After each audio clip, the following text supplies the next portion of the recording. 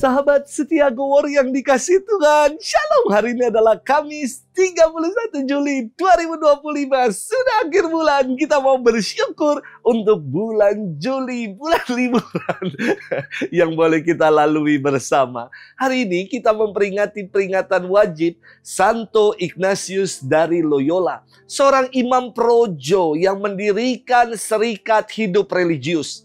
Ignatius lahir di Loyola, Spanyol pada tanggal 23 Oktober tahun 1491. Ia putra bungsu keturunan bangsawan.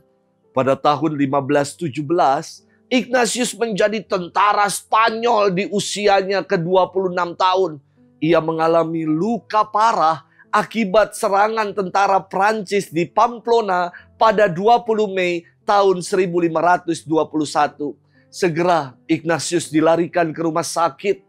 Dan pada masa pemulihan yang dialaminya menjadi masa yang penuh rahmat, Ignatius ingin menghabiskan waktu dengan membaca buku-buku perjuangan. Namun di rumah sakit yang ada hanyalah buku-buku mengenai kisah Santo dan Santa. Dengan berat hati, akhirnya ia pun membaca buku mengenai Santo Santa itu.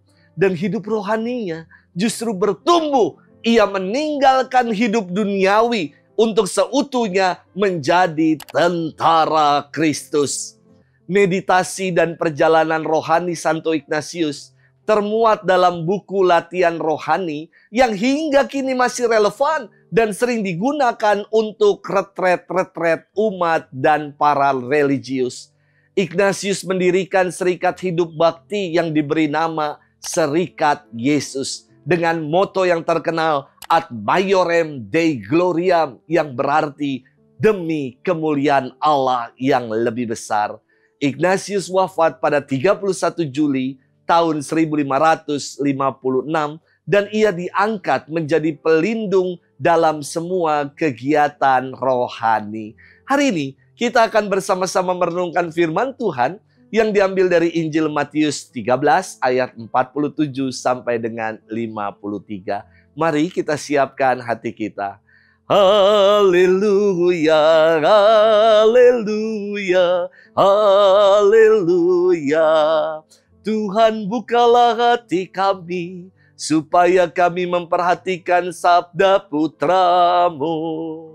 Haleluya, haleluya, haleluya. Tuhan bersamamu dan bersama rohmu.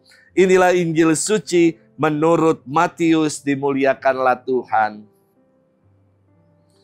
Sekali peristiwa, Yesus bersabda kepada orang banyak, hal kerajaan surga itu seumpama pukat yang dilabuhkan di laut, lalu mengumpulkan pelbagai jenis ikan.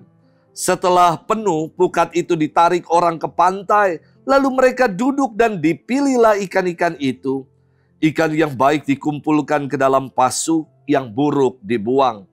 Demikianlah juga pada akhir zaman, malaikat-malaikat akan datang memisahkan orang jahat dari orang benar. Yang jahat lalu mereka campakkan ke dalam dapur api, di sana akan ada ratapan dan kertak gigi. Mengertikah kalian akan hal ini?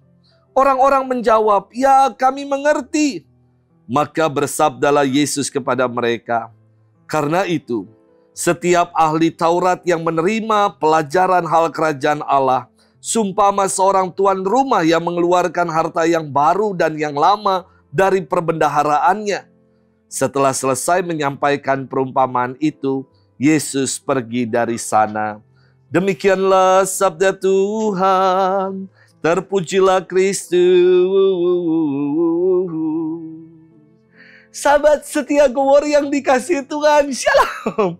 Dulu ketika saya menjadi misionaris domestik di tanah Papua, saya jualan kopi untuk bisa menghidupi kebutuhan gereja dan sebagai penguat ekonomi masyarakat. Para tengkulak hanya menghargai kopi dari masyarakat seharga Rp18.000 hingga Rp20.000 jika kopinya bagus dan baik. Gereja berani membeli kopi dari masyarakat seharga Rp100.000. Wow. Namun, untuk dapat menjual kembali kopi-kopi tersebut ke pedagang-pedagang di Jakarta, kami harus menyortirnya. Karena ada syarat dalam perjanjian jual beli, defek dari kopi atau kopi yang tidak baik tidak boleh mencapai 3% persentasenya. Kopi yang baik kami masukkan ke dalam karung, sementara yang tidak baik kami buang dan hanya jadi pupuk saja. Sahabat setia Gowori yang dikasihi Tuhan, dalam firman Tuhan hari ini, lagi-lagi Yesus mengajarkan orang banyak mengenai kerajaan Allah melalui perumpamaan. Yesus menggunakan perumpamaan yang dekat dengan profesi orang banyak yang menjadi pendengarnya, yakni sebagai nelayan. Disampaikan bahwa kerajaan Allah itu seumpama pukat yang dilabuhkan untuk mengumpulkan berbagai jenis ikan.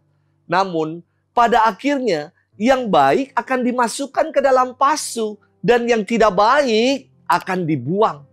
Perumpamaan ini kembali ingin menegaskan bahwa pada saat akhir nanti ada proses sortir, ada proses seleksi. Ikan-ikan yang baik dimasukkan ke dalam pasu, sementara ikan yang tidak baik juga sampah-sampah akan dicampakkan, akan dibuang. Seleksi ini secara jelas dikatakan Yesus bahwa para malaikat akan datang dan memisahkan orang jahat dan orang benar.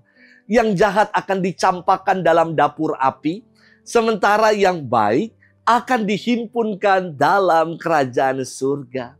Maksud firman ini saya kira bukan untuk menakut-nakuti orang banyak, namun Yesus ingin menggugah hati para pendengarnya, juga menggugah hati kita untuk mempersiapkan diri akan proses seleksi sortir itu kelak. Sahabat setia Gowori yang dikasihi Tuhan, dalam kenyataan hidup sehari-hari, semuanya juga ada seleksinya. Masuk seminari ada seleksinya. Masuk sekolah ada seleksinya. Masuk universitas dan perguruan tinggi juga ada seleksinya. Melamar kerja ada seleksinya. Bahkan jadi pelayan, jadi dewan, jadi prodiakon, jadi misdinar juga ada seleksinya. Dan yang diseleksi, yang dipilih senantiasa adalah yang baik, yang kompeten, yang setia, yang bertanggung jawab, yang produktif, yang punya dedikasi yang tinggi.